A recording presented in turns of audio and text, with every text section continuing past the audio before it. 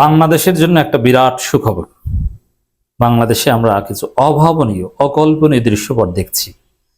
এটা আমরা কেউ কল্পনা করিনি। আমরা হয়তো ইউনূসের আমলে অনেক আশা করেছিলাম যে ইউনূস ক্ষমতায় থাকলে এরকম একটা ঘটনা ঘটতে পারে, কিন্তু না, ইউনূসের সময় ঘটেনি, কিন্তু সেই দৃশ্য এখন আমরা বিএনপি সরকারের আমলে দেখতে পাচ্ছি। এটা নিঃসন্দেহে বাংলাদেশের জন্য একটা বড় অর্জন, ভালো কিছুর ইঙ্গিত বহন করে।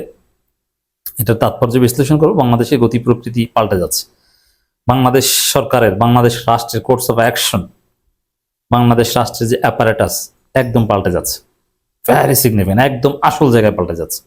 এবং এটা জামাত শিবিরও মন মতো হচ্ছে অনেকটা। জামাত শিবিরের জন্য খুশির বন্যা। যারা বুঝেন তাদের মধ্যে খুশির বন্যা, আর যারা না বুঝেন তারা আমার এই আলোচনা থেকে বোঝার চেষ্টা করেন।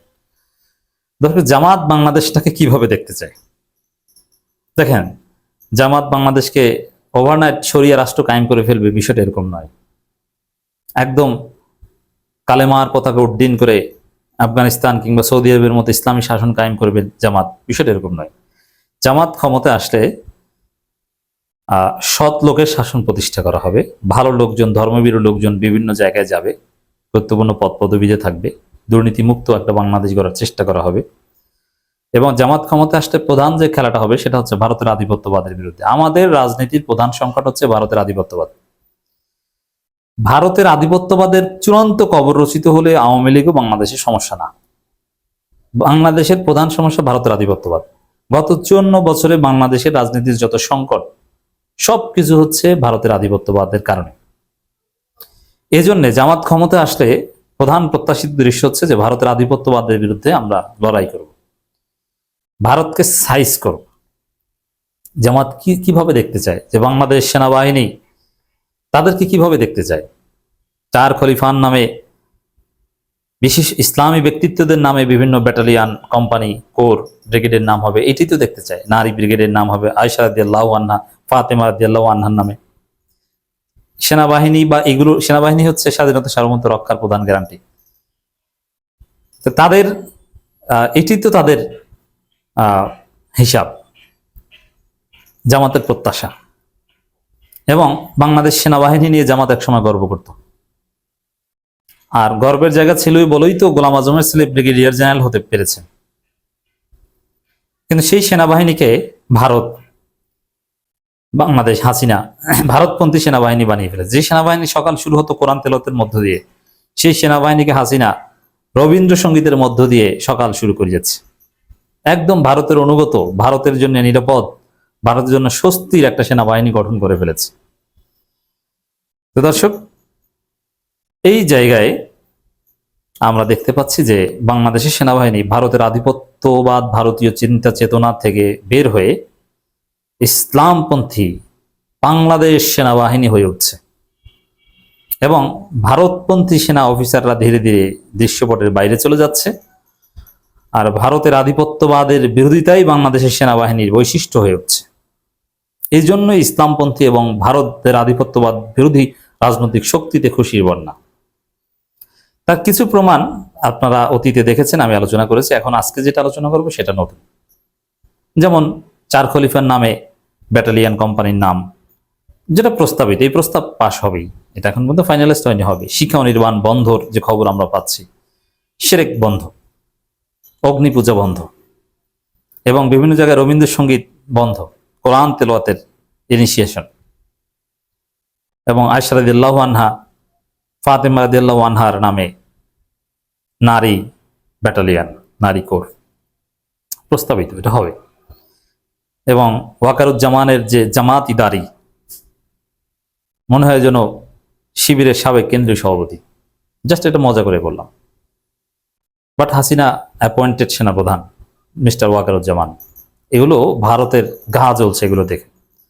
একই সাথে বাংলাদেশ সেনাবাহিনীর প্রধান গর্ব যারা ছিল, যারা ভারতের আধিপত্যবাদের বিরুদ্ধে একদম জিরো টলারেন্স ছিল, যারা সেনাবাহিনীর মৌলিকত্বের একদম ধারক ভাগ ছিল, যাদেরকে হাসিনা সরিয়ে দিয়েছে, একদম বরখাস্ত করেছে তারেক সিদ্দিকীদের মাধ্যমে তালিকা করে একদম সব।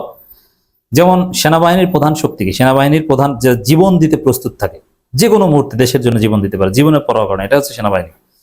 আর জীবন দিতে প্রস্তুত থাকবেন কোন চেতনার ফলে? সবচেয়ে বড় চেতনা একজন মুসলিমের জন্য, যে আমি জীবন দিলে আমি শহীদ হব, আমি জান্নাতে যাব, আমি যদি শহীদ হই আমি সাথে সাথে জান্নাতে, এই চেতনা মানুষকে যত সহজে জীবন দিতে উদ্বুদ্ধ করে। আর আপনি যদি জীবন দিতে প্রস্তুত থাকেন তো আপনার শক্তি কতটা বেড়ে যায় আপনি চিন্তা করেন, আমরা সবাই বুঝি। তো সেই জায়গায় জীবন দিতে প্রস্তুত থাকার জন্য সবচেয়ে বড় উপাদান হচ্ছে ধর্মীয় চেতনা, যে আমি শহীদ হব, জান্নাতে যাব।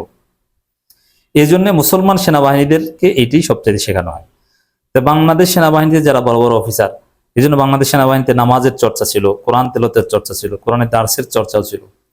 এগুলো একদম এই যারা এই নামাজ কোরআন তেলাওয়াত অফিসারদের মধ্যে ধর্মীয় চেতনা এই প্র্যাকটিসগুলো যারা, এটা জিয়াউর রহমানের সময় শুরু হয়েছে, কিন্তু এগুলো যারা পরবর্তী কন্টিনিউ রেখেছেন তাদেরকে ধরে ধরে ধরে ধরে চাকরি থেকে বরখাস্ত করেছেন, কাউকে গুম করেছেন, কাউকে প্রমোশন দেননি।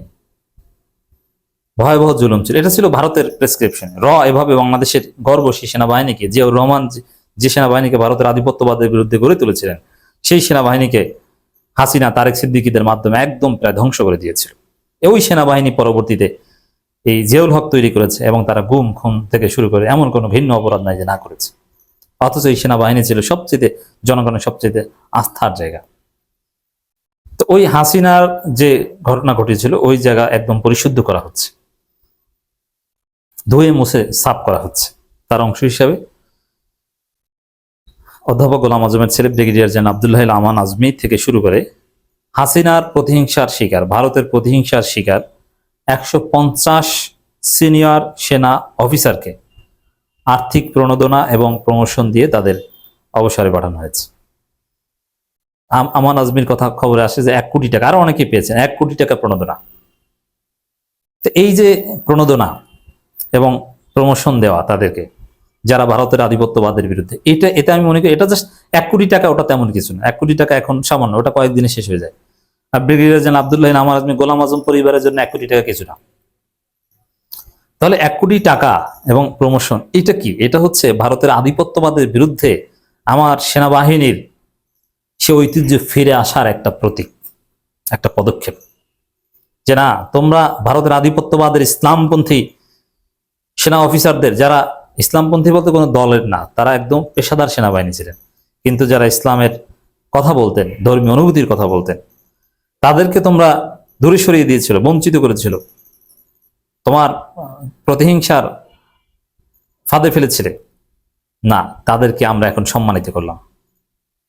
এর মধ্য দিয়ে বাংলাদেশ সেনাবাহিনী ভারতের দালালি থেকে মুক্ত হয়ে আসলো। ভারতকে একটা বার্তা দেওয়া হলো এই আমান আজমিদের। এখন অনেক পত্রিকা শুধু ব্রিগেডিয়ার জেনারেল আব্দুল্লাহ আমান আজমির নাম বলছে, এখন তিনি লেফটেন্যান্ট জেনারেল সম্ভবত, তার নাম এটা বলছেন কেন? এরকম আরো অনেককে দেওয়া হয়েছে, 150 জনকে দেওয়া হয়েছে, যদিও তিনি সবচেয়ে জনপ্রিয় পরিচিত, তার নামটা আসছে হয়তো এই কারণে। এই জন্য মনে করি যে এটা ভারতকে একটা বার্তা, যে তোমাদের কথায় বাংলাদেশ সেনাবাহিনী এখন আর চলে না। সেই পুরনো শৌর্য, বীর্য এবং সেই গৌরব ঐতিহ্যের জায়গায় বাংলাদেশ সেনাবাহিনী ফিরে এসেছে।